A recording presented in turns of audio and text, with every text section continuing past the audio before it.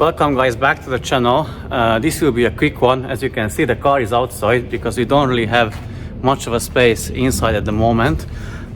Anyways, the customer traveled all the way from, I believe, Birmingham area, so it's between 2 and 3 hours for him to get here. So the problem was he was having constant under boost or boost control, boost pressure problems. I believe the 2262 or 2263, I'm not sure, one of those fault codes definitely. So let me switch the camera and let me tell you what the issue was and how we fixed it. So obviously first I scanned for fault codes, live data checked. What I noticed straight away that the exhaust pressure sensor wasn't reading. So even though it's a new one, as you can see, this is the upgraded sensor. Even when I revved it, the car was reading just, I believe, maximum 120 kPa. Also, like the beginning of the story, the customer done the carbon cleaning itself, or like for himself, and the problems came after. So he replaced a lot of sensor. I believe the map sensor, the exhaust pressure sensor, the DPF pressure sensor. That was like wasted money because the DPF is mapped out from this car. I can tell you how to notice that. So basically, when you checking the live data, the differential pressure of the DPF sensor was 0, and even the temperature sensor of the DPF were reading 0. And the last time it did a region was around, I believe, 16,000 kilometers ago. So that's how I know it was mapped out from the software. Anyways, the problem. So how we've checked it? First, obviously, I've checked that. And I checked the pipe underneath, so pulled vacuum on it with the vacuum gun, and it didn't hold vacuum, so meaning the pipe was free flowing of air underneath it, so that's good. Then we've checked the turbo, because he said he had the flap broken off, but he fixed it. So okay, I wanted to make sure that the turbine wheel is intact, not damaged, it is not seized, it's moving freely. So we basically opened that flap, kept it open, stick down the camera there, and then was moving it with screwdriver. It was spinning freely, no damage, no play, nothing. So the turbine wheel was fine. Okay, next step, we've done like a vacuum test on it. So we wanted to make sure this canister is working. So we took off that pipe and pulled vacuum on it, and the flap was opening, so that was working. Also, I've checked the brake booster pressure sensor on the live data, and it was reading quite high values. It stopped around 20 kPa. And also, funny thing, like Peter Kennedy messaged Dan, because we are in contact with him also, and he knew that the car will be here today with us.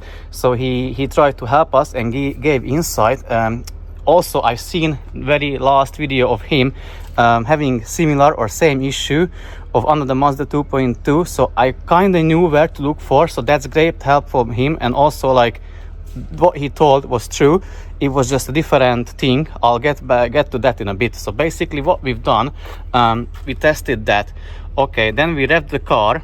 We put back just the battery and turned on the car and wanted to see if the turbine wheel is spinning. So again, disconnected the hose there, then pulled vacuum on it, so it kept open, and checked with the bore scope that the turbine was actually spinning freely. So it was giving boost. The big turbo was spinning freely, giving boost. So that was fine. So the problem was that flap wasn't opening, so vacuum didn't get into the canister. Peter also told us like how, because he sent us just a quick video. I'll try to edit that here. Dan, how you doing? Only just a little fast pointer for you. I don't know, 1 second. Sorry, I don't know. Not showing you this car specifically, but it's just an old yoke that I have thrown around underpairs for bits. Ye have a car in there belong to a chap called Itcham or something. Ichim. I don't know what the rest of his name is, but Itcham. And you're getting a P2263 fault, okay? P2263, yesterday I encountered it, and he was ringing and communicating with me, and I said I couldn't really direct him over the phone. As best I could, I couldn't. But anyway, the long and short of it is, one of these yokes was bit.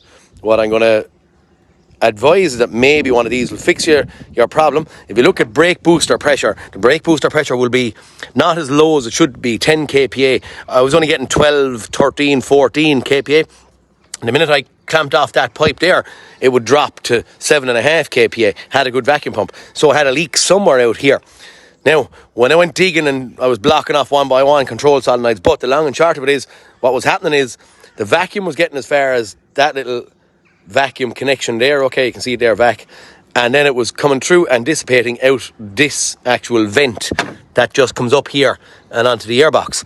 So what I'd say to you, maybe I could be leading you astray, but just I did communicate with him this morning with what I found last night, and I said to him, look, that might be the problem. He said he had it in with ye, that hopefully you'll resolve the problem, but get a Mitivac onto that. You shouldn't be able to draw any vacuum through that little pipe there, okay? Very easy to get in. You can put out the battery tray and stuff without even taking out the airbox, and you can get down it and pop off that pipe and just Mitivac on both of them and just see, can you draw air through any of them. If you can, the one you can draw air through is the one that's bit, okay? Just interesting maybe for you. You can see a part number there is SH02-18741. They can be gotten in the aftermarket. Bit harder to get now, but they can be gotten in the aftermarket for under €100, okay? They're about close on €200 in the dealers. Just might help you out, okay? Talk to you soon then. So basically what we didn't do, what he done is he tipped this one off, like blocked this one off, and the vacuum or the brake booster pressure sensor on the live data reading went back to normal to 7.6. So what that means if you block this one off and it goes back to normal, there is a vacuum leak somewhere in the system going down that route. So the next step, following his video, we've checked, we took off that solenoid and used from our car, fitted another one used in, and tried that way. Still the same issue. So the next step, the very next step, there's another vacuum solenoid down there. So we tried with that one, and surprise, that fixed the problem. So as soon as we started up the car and revved it, the boost came back, that was opening. So that's the solution. So guys, hope this helped. Thank you very much, Peter, for pointing us the right direction. It was a lot quicker with you, like with your help. Yeah, again, so hope it helped someone.